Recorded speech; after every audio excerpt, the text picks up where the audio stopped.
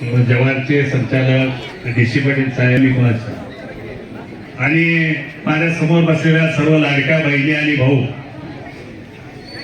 त्याचप्रमाणे या दोन्ही पक्षाचे शिवसेना आणि भाजपचे सर्व उपस्थित असणारे सर्व बूथ प्रमुख कार्यकर्ते, उपस्थित सर्व भाजपचे तालुकाध्यक्ष अमर पाटील, किरणांना, कोचीचे सरपंच, ही नावं सर्वांची माफ करा, नावं घ्यायला वेळ जाईल. या निवडणुकी संदर्भात मी एक पहिल्यांदा पार्श्वभूमी 2 मिनिटं अण्णा प्रकाशांना मी सांगू इच्छितो. ही रणधुमाळी चालू झाली, प्रत्येकानं मला तिकीट पाहिजे, मला तिकीट पाहिजे असं चालू झालं.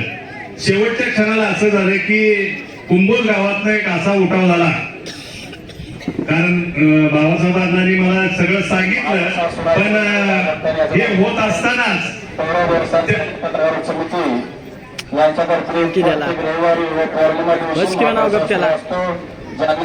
हे सर्व सुरू असतानाच कुंभोज गावाला धन्यवाद दिले पाहिजे. कुंभोज गावातील सर्व मंडळी, सर्व इच्छुक उमेदवार सर्वजण कोल्हापुरात भाजपच्या ऑफिस मध्ये जमा झाले आणि सर्वांनी एकच ठरवला की या ठिकाणीच आमच्यात वाद करण्यापेक्षा आपण शौमिका महाडिकला तिकीट द्यावं अशी खासदार साहेबांना विनंती केली.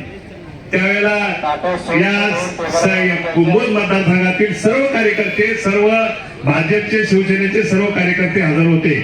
त्यावेळेला मुन्ना साहेबांनी आम्हाला शब्द दिला की अर्ध्या तासामध्ये तुम्हाला आम्ही निर्णय देतो की मोठ्या साहेबांना म्हणजे भाडिक साहेबांना, अमर साहेबांना आणि शौमिकाताईंना विचारून आम्ही तुम्हाला अर्ध्या तासात निर्णय देतो. त्यावेळेला आमच्या सर्व कार्यकर्त्यांनी एकच सांगितलं की तुम्ही तो जोपर्यंत यस हा निर्णय देताय तोपर्यंत आम्ही इथून जाणार नाही.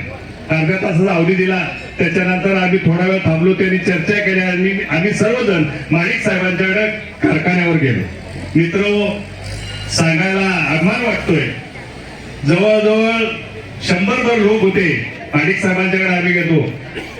भाजपच्या ऑफिस मध्ये काही कार्यकर्त्यांनी सांगितले की आम्ही राजीनामा देणार जर आम्हाला तिकीट नाही दिलं. इथे समोर माझ्या बसलेले आहेत ते लोक. तर तिथं साहेबांच्या समोर गेल्यानंतर साहेबांनी 2 मिनिटांमध्ये असणारे जवळजवळ 100 लोक 2 मिनिटात शांत केले. माणिक साहेबांनी असं सांगितलं की मी कोल्हापूर जिल्ह्याचं नेतृत्व गेली 30 वर्षे करतोय आणि 30 वर्षामध्ये सामान्यातल्या सामान्य माणसाला मी पद द्यायचा प्रयत्न केलेला आहे, दिलेले आहे.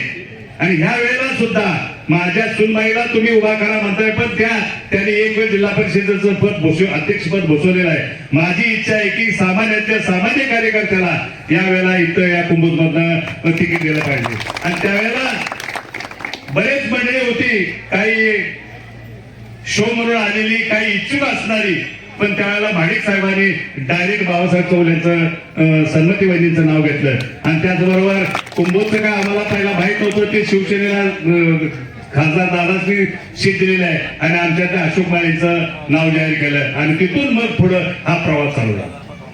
आता बऱ्याच वक्त्यांनी सांगितलं की काम काय आहे, तर ह्या महायुतीचं काम काय. पहिल्यांदा अण्णा माझी एक इच्छा होती की पहिल्यापासून की आपली महायुतीमध्ये 3 पक्ष आहेत, शिवसेना आहे, अजित पवार गट आहे आणि फडणवीस साहेब आहे. या तिघांनी आणि धनशील दादा आहे, या तिघांनी मिळून या मतदारसंघातले उमेदवार ठरवायला पाहिजे होते. पण हा काय प्रकार घडला नाही.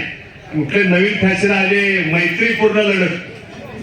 वास्तविक तसं बघितलं तर या तिघांमध्ये एक प्रत्येक मतदारसंघाचा उमेदवार वरती एक खाली एक असा तिघांचा दिला असता तर ते चांगलं झालं असतं.